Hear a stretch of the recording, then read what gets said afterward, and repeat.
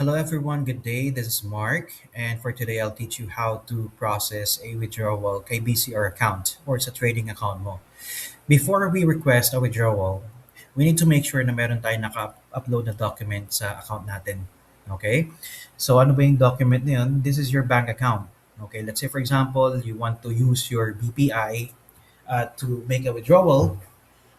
Kailangan mo lang gawin is to log into your online banking and then you need to screen capture yung details na merong name mo and then yung full account number. Okay? Pwede mo naman takpan yung other sensitive details like yung balance and yung other information na hindi na kailangan malaman pa. So, yun yung pwede mong i-upload dito sa account mo. So, just to make sure na pag nag-upload ka ng document, kailangan nag-match yung name mo doon sa bank account mo. Okay? Kasi if ever, na let's say for example, merong nag-access ng account mo and then they try to withdraw your funds and upload a different bank information para may labas ang pera mo. Once na nakita or na-detect ni broker na hindi nag-match yung name ng bank and nung account or nung portal, it will automatically decline by the system. So no one can access or take your money out of your BCR trading account. Okay? So that's one thing for sure na isa sa mga security natin kay BCR. And then another thing, maganda ring malaman to na pag nag-process ka ng withdrawal, you need to make sure na kung ano yung ginamit mo nung nag-deposit ka, yun din yung gamitin mo for withdrawal. Okay? Pwede ka naman mag-process or mag-withdraw using a different method like GCash, Maya, okay? Pero ang pwede mo lang withdrawin is just the profit. So let's say nag-fund ka using your BPI account and then nag-trade ka and then gusto mo mag-withdraw, yung original fund or initial capital na ginamit mo galing sa BPI account mo, yun lang yung babalik dun sa account. Pero the profit, you can withdraw using other method. So it's entirely up to you. Okay? So, paano nga ba mag-upload ng document kay BCR? Okay, so first of all, once na nakapag-login ka sa BCR portal account mo, all you need to do is just to check yung details or account settings doon sa upper right part corner ng screen mo. Makita mo merong initials. So, yan yung initial ng name mo. This is just a sample. Okay? So, i-click natin to and then account settings, and then the system will lead you to this page wherein it will show you the details kung saan ka makakapag-upload ng bank info. Okay?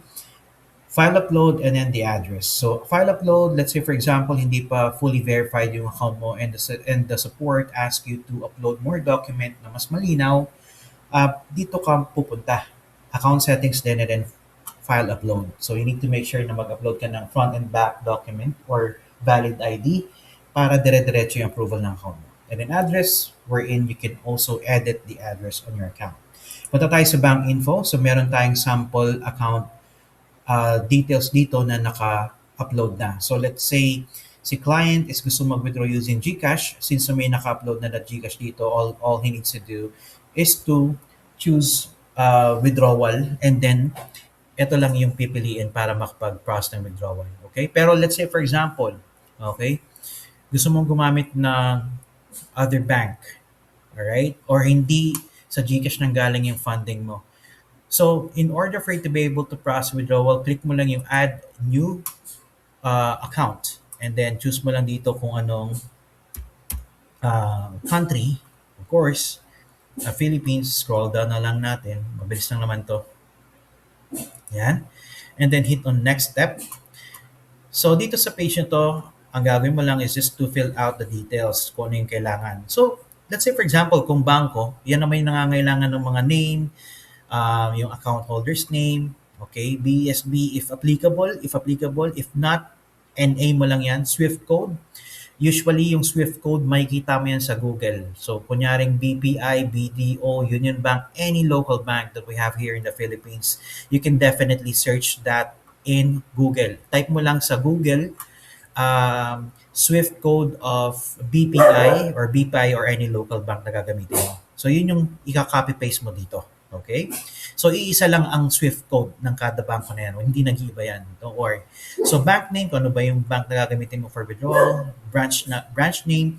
So, let's say for example, kung yung bank mo is nakuha mo yung or nakapag-open ka ng savings account sa part ng Makati, Makati na lang ilagay mo kahit city lang.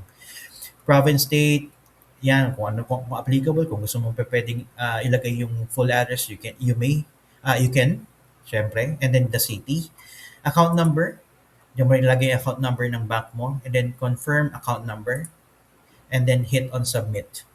So, paano naman, sir, kung gagamitin ko is GCash or PayMaya? Alright? So, same thing lang naman. Ganun pa rin. Add bank account. Eh, hindi naman bangko po yung add ko, is it's just GCash. Same process pa rin. So, basically, ang gagawin mo, payment account, nickname, ano bang name na nakalagay, and then account holder, NA mo lang tong BSB, hindi naman applicable yan. Swift code, hindi naman applicable sa GCash yan. Bank name, ang ilalagay mo lang dyan is GCash or PayMaya. Okay? And then branch name, so kung saan city ka na lang located. Okay? Or residence. Ganon din dito. Lagay mo na lang dito sa province, state, and then city.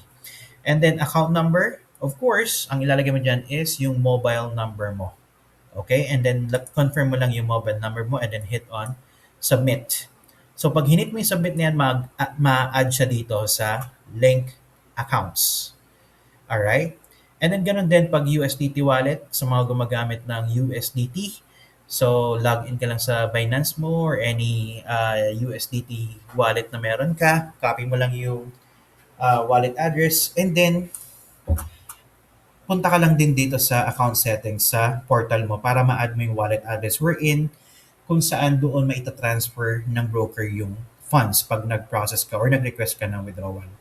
So, wallet nickname, kung anong name ng account mo, and then yung wallet address. And then hit on submit, ma-add siya dito sa part na to, sa link accounts. So, that's how you process, okay, withdrawal with BCR. So, paano ba or gaano ba katagal ang proseso ng withdrawal process natin? It will gonna take like 15 to 30 minutes. Depende sa um, mode or method ng um, method ng withdrawal yung ginamit mo.